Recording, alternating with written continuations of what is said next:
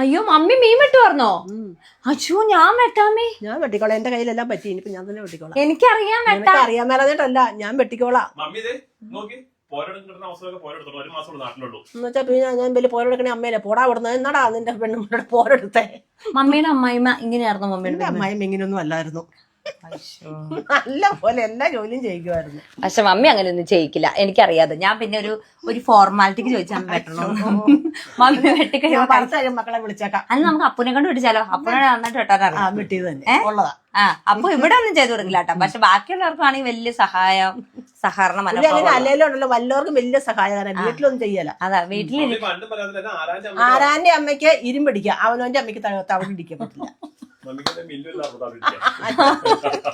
അങ്ങനെയാ വല്ലവർക്കും വേണ്ടി പുള്ളി എന്തും ചെയ്യേ. വീട്ടിൽ കൊള്ളാതെ തന്നെ നാട്ടിലുള്ളവർക്ക് കൊള്ളാം. അതങ്ങനെ തന്നെ. അവൻ നാട്ടുകാരുടെ പൊന്നോമന. അത് തന്നെ. അതാ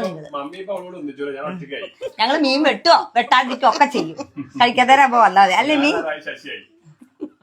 നിങ്ങൾ ശശിയോ ശശിധരനോ? അതെ.